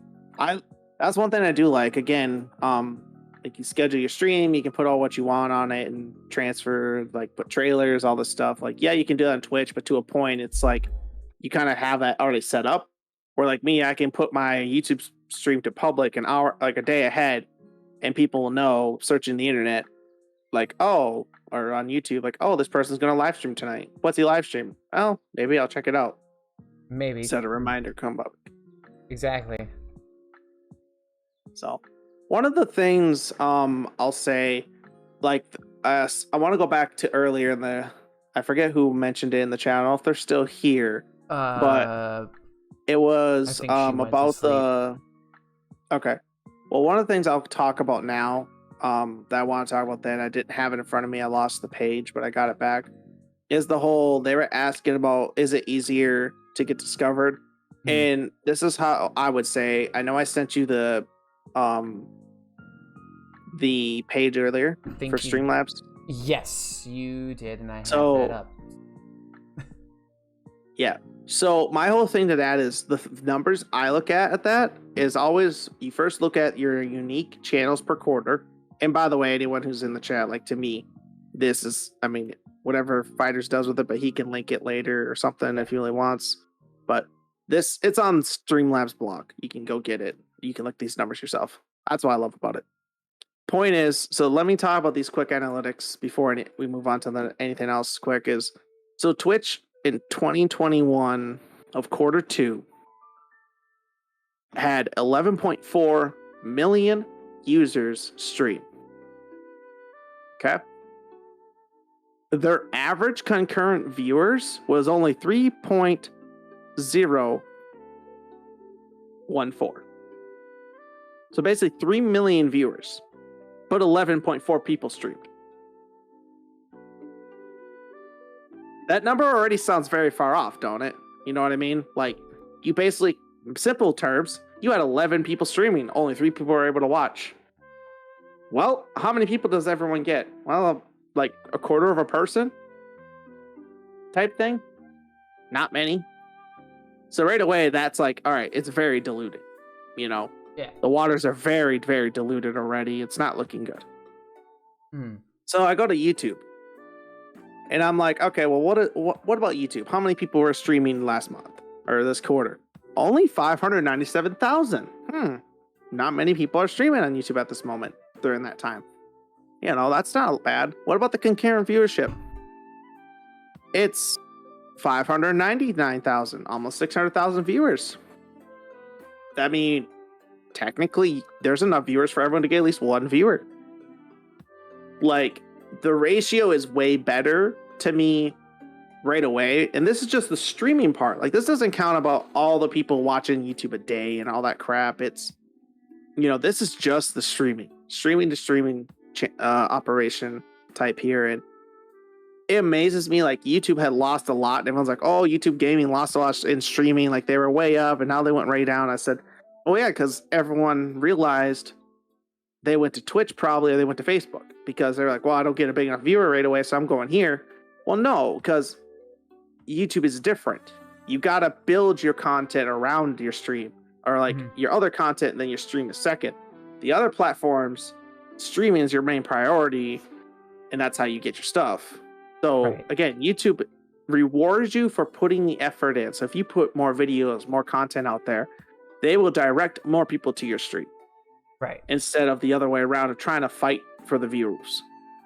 Absolutely. And just trying to be on that pyramid. And then for just for number reference, look at the unique channels on Facebook. Only 800,000 now. Like 840,000 channels on Facebook in quarter 2. Their viewership is only at 542. Like, it's increasing, don't get me wrong, on Facebook. But it's still below the unique channels because everyone saw, like, back in quarter 3 of last year, and then quarter for both of them, like, they had over 370,000 viewers and only 270,000 channels. So everybody jumped ship to go to Facebook because they're like, oh my gosh, you can get views. Well, everybody did it, and now nobody really made it because over 1.5 million became streamers on Facebook, and the viewers just got up to 540,000 at this quarter, and then they dropped all those people. So it's always an up and down. We always see it in both Twitch and YouTube. Now Facebook is involved, but I feel like my favorite part is YouTube is losing the total number of channels per stream, but I like to see that because as a content creator and I see myself like the reference of always the fish in the pond, well, that means I got more food to eat now. There's less fish for me to fight. Right. So versus Twitch, where there's like, I don't know how many millions of streamers. Like, I know, I know a lot of I know a lot of streamers who are currently, and I'm gonna say this about myself too, streaming to less than 10 people. Less than 10.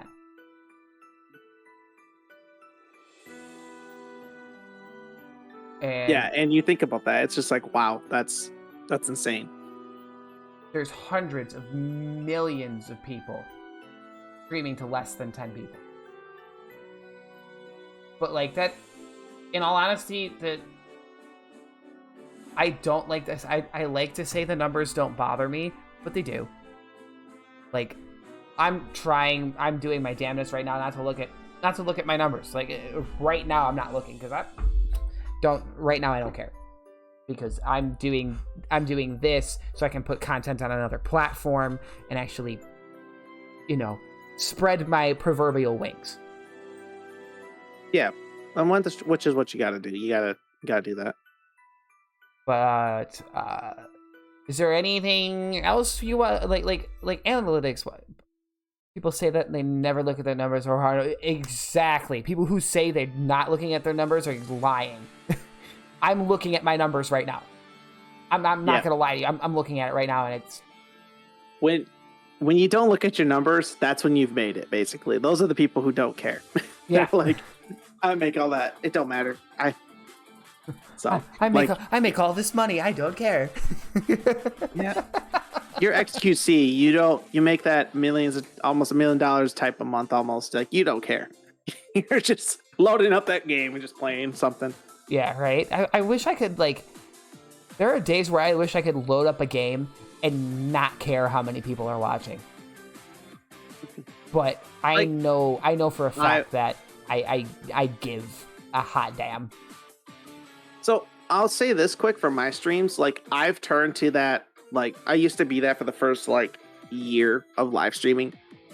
This year though, when I hit my 1 year, I started avoiding that page, because on YouTube, when you hit live, it's not like Twitch where it's a little centered thing.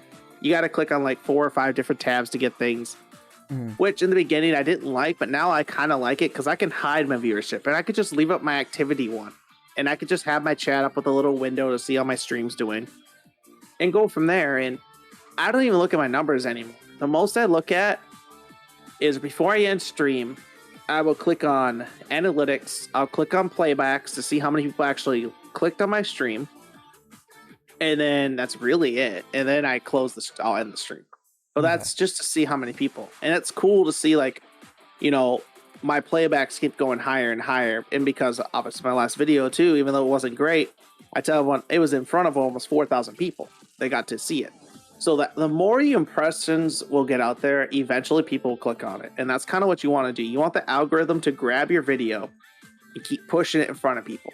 Right. So the more it pushes in front, the better. And then the more people actually click on it, now it gets put in front of more. And it's just like a snowball effect. The more it happens, the more it'll keep growing. And that's how the algorithm will reward you. And one of the things for the algorithm I wanted to mention for people is, so from my time on YouTube, what I've learned is it takes about 3 months or 90 days from when you start something. So if you're going to start putting, changing up your upload schedule or anything like that, YouTube algorithm will probably start rewarding you for that new schedule in about 90 days or so, give or take. There's no strong evidence on it. It's just from my analytics, from what I've seen. Bargain brought up a good point. It's not a bad thing to look at numbers. As someone that streams a bunch of single player games, it's good to know what people like and what they don't like. Don't get me wrong, I'm not going to stream something based on that, but it's good to know. It really is good to know what people like to see. And I the reason why I'm doing doing the whole podcast thing and doing playing the games I play is because I like those games. I like to do those things. And I've been thinking about doing a podcast for a hot minute, and then I got inspiration from Bargain, and I got inspiration from my friend Cinematic Mike. I'm like, you know what? I'm just gonna do it. Numbers. Fuck it. Let's just sit down, have a conversation with somebody, and go from there. Mm-hmm. And that's what you got to do.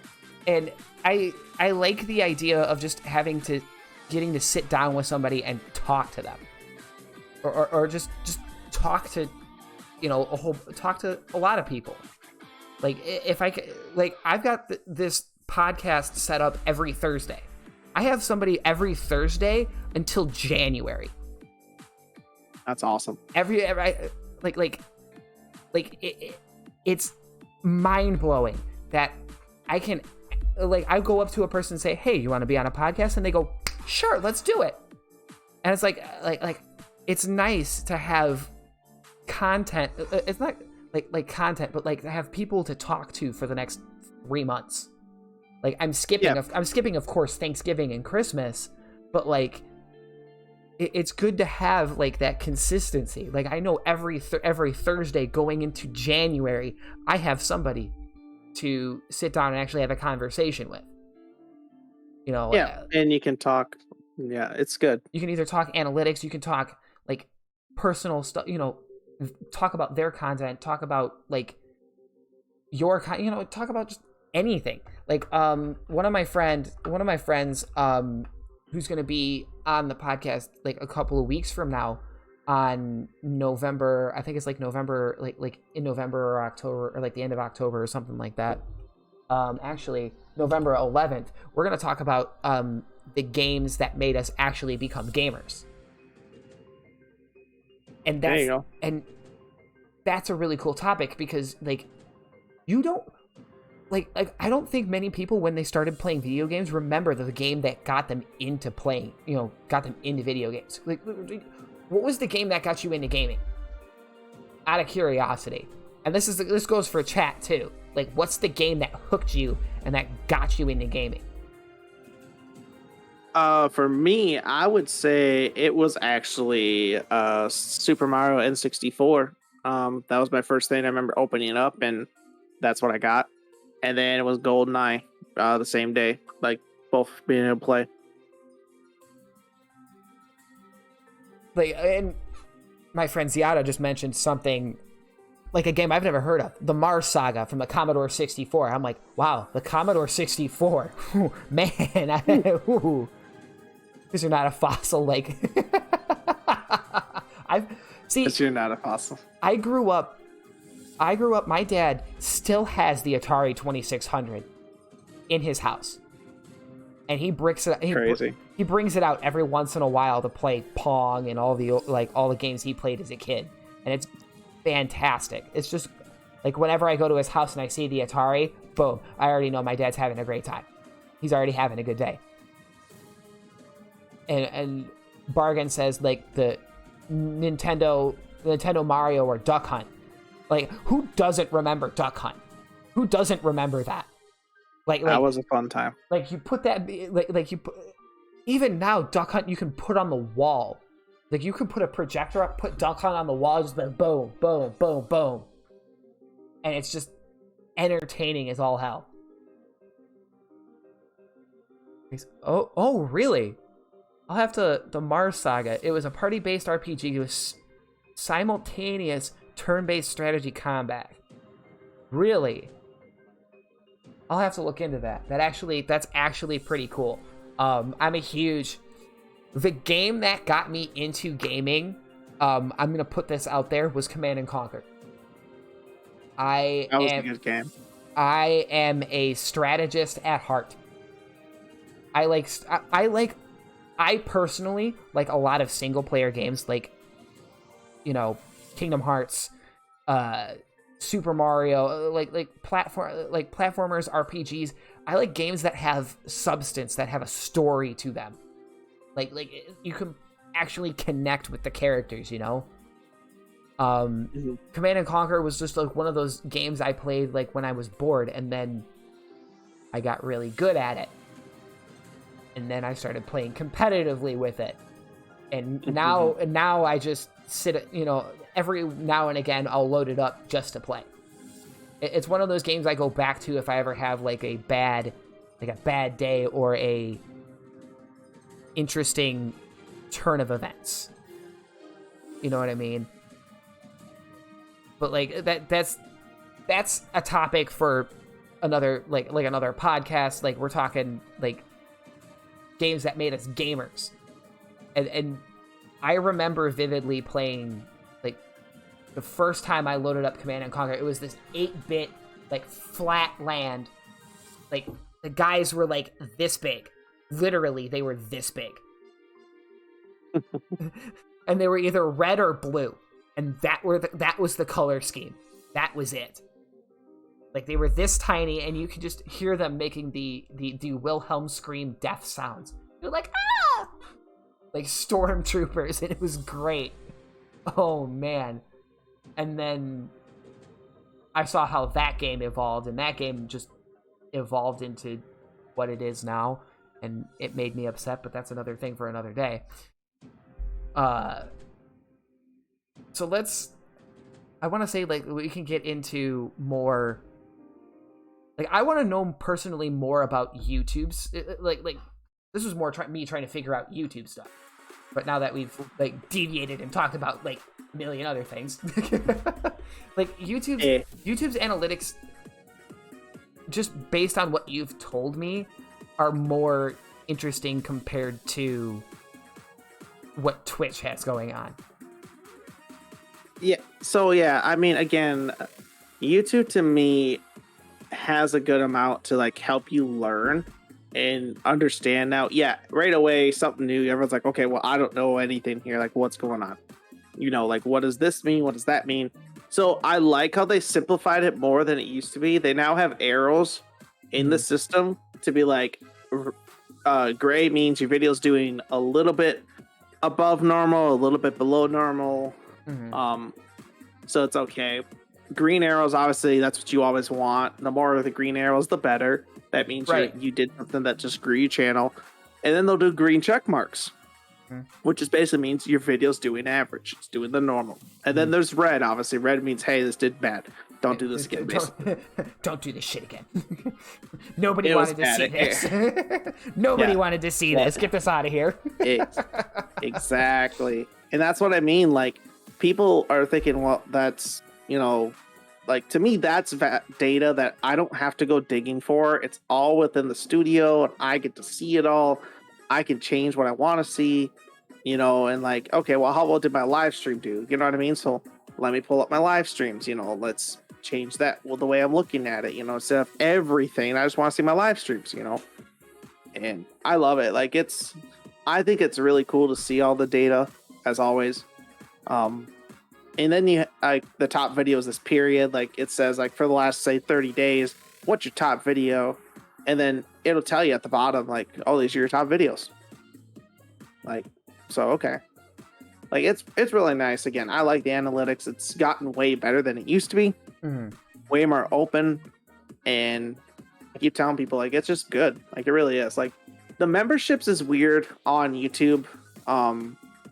Like, memberships and the monetization, when people get into monetizing, like, I like the merchandise part. I like all the stuff like that. The supers is basically the chats, you know, like I said. And again, earlier you mentioned about the revenue on it. It is 730. Everything on YouTube 70-30. But it's nice to know it's that across the board. There's no figuring anything out. Like, that's all there is. 70-30 across the board. 70. And like, even with merch on Twitch, like, whether you're using Streamlabs, Stream Elements, or like, I don't know, Teespring, or all like Twitch doesn't have like a merch centered thing. You have to go to another platform. You have to go to another site to actually get merch. And even then, that merch platform takes some of your revenue. Yeah, see, and for me, I like that with YouTube is you can integrate. I don't think they have a lot of stores, but they have a few stores you can integrate directly into your YouTube channel. So it's like you can actually promote it on certain videos, or say in your live stream, you can promote that shirt. Like, say I get a holiday shirt coming out, I can promote it in live streams for like however many live streams I do before that holiday.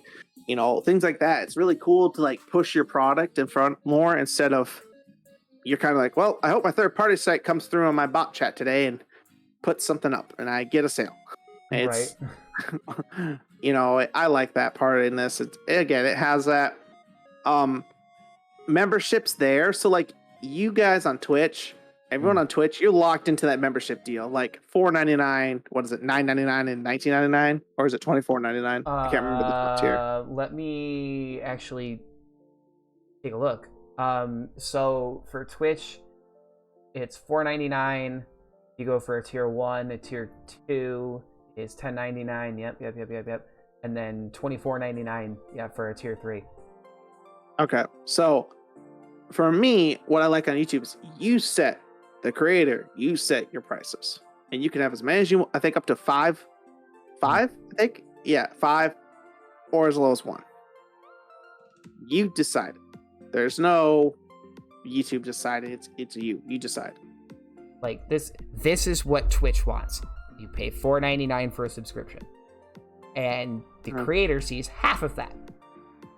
So you're getting probably like $2. Well, yeah, 250 because basically it's the best rough estimate. And my whole thing on that with Twitch is, best part is their bonus to that is, well, you don't have to watch the ad we force you to watch at the beginning because you gotta have an ad because you're an affiliate now. Yeah, oh yeah, you gotta have ads. Remember that commercial that you didn't want to see when you were a viewer?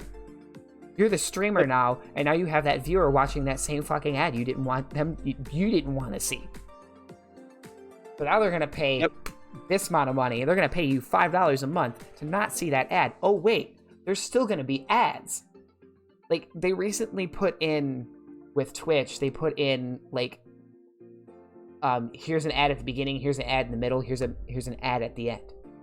And sometimes if you're not subbed, they push up like this little like smaller ad like in the like it's not even like, you don't even notice it as a Twitch like the streamer, but like this little bar will come up underneath the stream saying, hey, we have this product for you. And you can't even like exit out of that ad. You can't. It's like it's there, and then it goes away, and then it pops up again like maybe an hour or two later. It's really, really fucking annoying. I hate it. Like, it does. There's some friends of mine that I'm. Oh, okay, there's a. How you doing, Lady Malison? How you doing? We're gonna hold on just a second. I hope you suffocate. Lady Malison, thank you so much for the raid. Oh, Snoopy, thank you so much for the follow. Welcome in, Raiders. For those of you guys who don't know me, my name is Fighters28. I am your run-of-the-mill Pokemon streamer. Right now, we are doing the first episode of our podcast. I am here with my good friend Upper Knight, who is a YouTube streamer. If I can type words, since I can't type words. His YouTube link is right here for all of his amazing content. You guys can go check him out playing Oxenfree. Ooh, okay. I'm gonna have to check out whatever that game is. But you've kind of caught us at a really good time. What were we talking about? I actually just lost track of what we were talking about. We were talking about like, because I mentioned how like YouTube has memberships and they have different. You can control it where Twitch basically locks you into theirs and locks you into the ads. And like, that's one of your bonuses to subscribe to this streamer on Twitch, is because then you don't have an ad. Yeah. Like, you don't have an ad. You don't have this. You don't get to see this anymore. But like, the one thing that Twitch actually kind of lets you control is if you put a pre-roll ad out before the actual ads in your stream come in, it gets rid of those, those pre-roll ads for like an hour or some shit like that. Yeah, but I know they got to make their money, but I don't know. Again, I feel like that's what I like about for me as the creator, the content creator. You have more control, I feel like, on YouTube of your own stuff, and that's amazing to me. And I think that's the best part. I keep telling people, I know it's been mentioned before, like, what's easier, YouTube or Twitch? I mean, it's always going to be, for me, it's always going to be YouTube 100%, because I'm going to be biased on that. But I tell everyone too, I feel like even new creators, if you put your foot forward in it and actually like build your content and kind of keep a schedule, some type of schedule, and just keep doing it, you'll slowly get people. Then you'll slowly start building that ladder. And yeah, it's just like any business mindset or anything like that, or anything like that, you're gonna have to put a little work in to get to it. But man, having control over your stuff, like your prices, your ads, and all this, like, where do you want to place ads? Like, it's so nice. Like, I tell everyone all the time, it's so nice to be like, I'm live streaming today. I don't want ads on my video. I want people to just click in, get in. Oh, and I can have it as a DVR, so people want to watch from the beginning and see parts they missed, they can. Or if they want to watch currently, they can. All up to them. Right. It's just... I really wish Twitch had that kind of thing. But I know it's not gonna be in the works any time soon. Because they're more worried. I don't think they're ever gonna put in.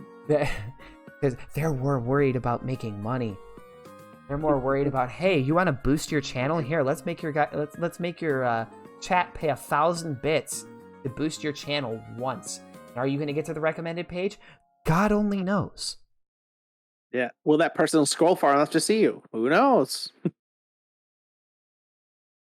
Right, and that's very true, Ziada. That's very true. They're worried about it, but it's not as visible. Mm-hmm. Google in general sells enormous amounts of user data for most of it does. Google does do that, and that's unfortunate that Google does that. Well, I wouldn't say unfortunate, but it's part of their business model. They're a giant data company anyway. Yeah. Everyone does it. Twitch does it. Yeah. I say Twitch does it. Amazon does it. Like, yeah. Yeah. Even as a primary product, Google's just a data company. If you go to google.com right now and Google either yourself or Google, like, I don't know, cheese, Google's going to take that data and be like, oh man, this guy must really like Upper Night and cheese. And go from there. And then they'll show you ads of like different kinds of cheese. What's funny is, like, have you ever been watching like a television show and then all of a sudden the thing you just thought about, like, man, that'd be really cool to have, boom, there's the ad. Even when you're on YouTube, like, boom, there's the ad for the thing that you just thought about. It's like they know you and they know what you're thinking about. That's the joys. It's like, bro, get out of my head. Get out of my head. But, oh man, this has been fun. I can't wait for next week. This podcast has been great. I appreciate you being here and being the amazing human being you are. Do you have like any kind of like content that you want me to show the people that are currently here? Like maybe a clip, maybe a channel trailer that I can just quickly change screens to? And let's see, probably, what was the one I just did? I mean, there's different ones. It doesn't really matter to me. Any of the shorts you can do is probably the best thing. Like, I would do, let's see, I'll send you this one quick to make it easy. Mm-hmm. Let's see, is it this one? Nope, that's not it. This is the joys of when I upload stuff out of order. Order? Oh, I upload things like some days when I do shorts or whatever, I'll upload like 6 or 7 shorts in a day, but then I schedule them all differently for what I feel is right. Mm-hmm. And then it's like, oh, oops. It's like, I don't know. Oops. Let me reorganize this. Let me reorganize my order. Like, so that's the only thing. Like, I forget to reorganize it all the time from like visibility of like what is currently up and when it went live to where what's scheduled. And I'll be like, which video is live? Which one did I want? It's like, which one did I want? That. Which one did I need? Yeah. All right, so let me. Yeah. How are we gonna do this? Just actually bring us to another. I really need to make another scene for this stuff. That's kinks that I'm gonna work out. Hey. We're gonna make this better. Yeah. All that matters. Let's go here. I'm gonna do that, and then we're gonna do. Not browser source, window capture. Add source. Boom.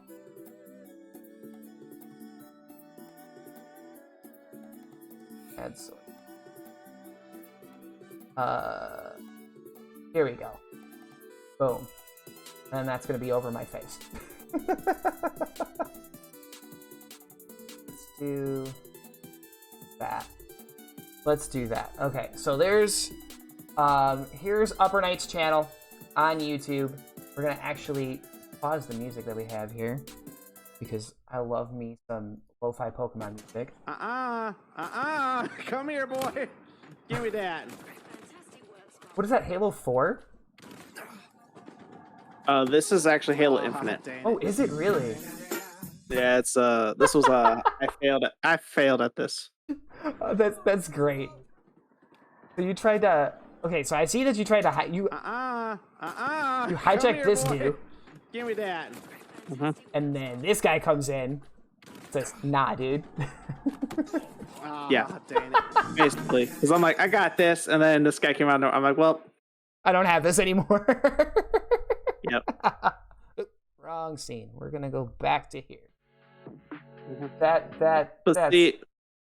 I love that how this recommends stuff right away for the same user because you watched it. So right away it just recommends more stuff that I created.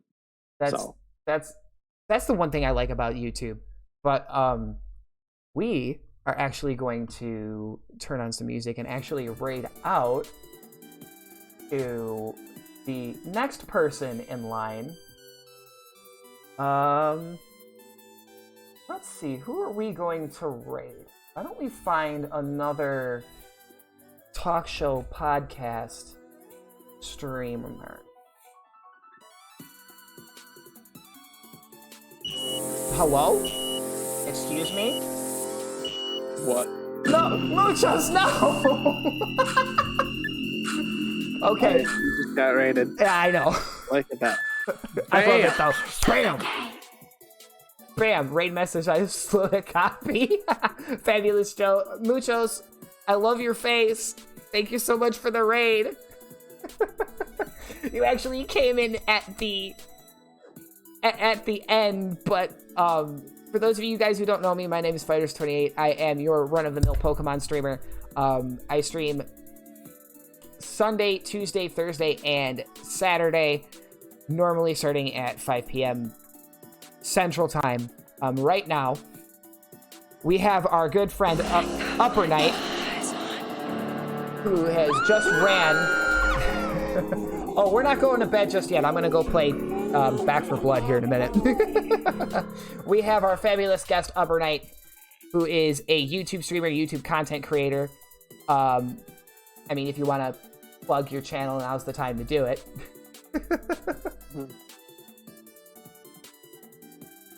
He basically makes Halo, from what I've just saw, Halo content and more. But that Halo Infinite clip was hilarious. Yeah, get hijacked. I like how Halo had that grapple hook. I was like, that's new. I didn't know Halo did that. Yeah, and honestly, after playing Battlefield's grapple hook, Halo has definitely done their homework on it. Works really well, and it doesn't last forever. It's got a almost a length limit or time. Let's just say a time limit. It's not a length limit. I have other clips on there from when I grappled a warthog, it went around a corner and it pulled me around the corner. Oh, that's so things cool. Like that.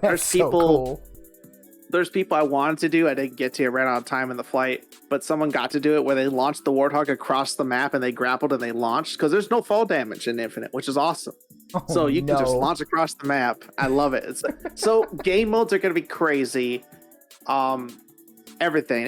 Halo's going to be the crazy Halo again, and I can't wait for that sensation to come in December. And for anyone, it is, again, I'll say, like I said earlier, free to play. Halo Infinite multiplayer is free to play. Campaign you have to buy, but free to play multiplayer. So that's cool. I encourage everybody. I can't wait to play it myself. The one thing I'm actually excited for that's coming up in November, Brilliant Diamond and Shining Pearl, which I'll be making a shit ton of content for, and then Pokemon Legends Arceus, which is coming out right after that, which will be fantastic. Yeah. Hey, Mythical, it's good to see you, my friend. How you doing? When you get raided on Twitch, you can't just say, "Oh my god, I'm going to raid out." You gotta actually sit and talk with the people that actually came in. Well, yeah, you gotta make the people who are there who might be new to that person. You want to keep them here. Again, that's something we didn't talk about much tonight, but yeah, that's something that YouTube doesn't have. But they do have a redirect button now. So at the end of your stream, I can redirect it, or whoever's a content creator on YouTube, you can redirect it to another person. So that's technically it's like a raid. Yeah. It's like a raid. I'm doing good, Mythical. It's good to see you. Right now, this is the PokeCast. We are on here with my good friend and amazing YouTube content creator, Upper Night. If you guys want to check out his content, his link is right there. He's done so far. He's done a lot of Halo Infinite content, a lot of, I want that grapple hook. That grapple hook is cool. Yeah, it's awesome to have in the game. But he's mainly a YouTube content creator, and we were just talking about Twitch versus YouTube, the algorithm for Twitch, the algorithm for YouTube, and how, Twitch has some things right, and how YouTube, in my personal opinion, is blowing Twitch out of the water. Just at least to me, blowing Twitch out of the water. But that's really all I got. I mean, it's really it, man. You gotta. How about that airplane food? It's really gross, isn't it? Yeah, right. But no, it was really good to talk to you. Really good to get like talk about analytics versus YouTube analytics versus Twitch analytics, and I can't wait to honestly myself post more content on YouTube, whether it gets monetized or not. I could give a rat's patootie if it gets monetized or not at this point. At least right now, maybe later. Yeah, in the beginning, as always, even if you make it for fun, I tell everyone, always try for fun, see what you like about it, see what you don't. I've seen though many people within this year alone I have collaborated with, they want to do YouTube, they start doing it, and they realize unfortunately, it does scare people away because there is work. Like, you can't just hit a button and go live and be there. You have to then if you do go live, you have to then take that live stream, make something out of it, whether it's a short or something, to kind of give people highlights to kind of click throughout the week or whenever you put the stream. Like, that's the other part. Like, to get discovered, you just got to put like I said before, a little bit of work in. It does require some work, but once you do and you start getting a pattern down, like, you'll be off to the races and you'll have fun with it. You'll enjoy it. You'll meet some really cool people, especially when you get your chats growing there. It's so much fun. It's like Twitch. You once you meet a whole bunch of people, you get to start growing and expanding and doing all sorts of crazy things. Like, I did a Nurse Joy cosplay God knows how long ago, and then I'm gonna end up doing an Alucard cosplay at some point, and then after that, God knows what. I did a Full Metal Alchemist cosplay not that long ago too. My live on Twitch. Hey, 30 versus 6. Cool. You're live on Twitch. Fantastic. But we are actually going to raid out to another talk show podcast streamer. Who do we have? Ooh, this person looks interesting. All right, so we're gonna pay a visit to the Nintendo Shack. This person, SV. We're proud of the button. Yeah, we're gonna pay this gentleman a visit. We're gonna raid PSVG. I know nothing about this man, except he's got like retro game stuff in the background, and I'm totally for it. If you guys want if you guys want to be a guest on the podcast and just generally hang out with amazing, glorious human beings, the Discord's right there. You're more than welcome to hop in, sign up for the podcast, or just like say hello, do all that fun stuff. The socials, obviously, I am on Instagram, TikTok, YouTube. I'm going to start posting this to YouTube very shortly once the time frame is up. And of course, if you don't follow me on Twitter, what are you doing? I see you. It's understandable. We're gonna raid this lovely human being, PSVG. if you guys don't know our raid commands here, obviously we do the sub raid, we do the actual other raid, the not sub raid. If you guys want to copy and post that link or that message, you guys are more than welcome to. I know I am, because I'm that kind of weirdo. I'll be back not tomorrow, Saturday, with a game review. I was given a Steam key to a very interesting game called Untail: The Kings of Ravinia. It'll be interesting to play.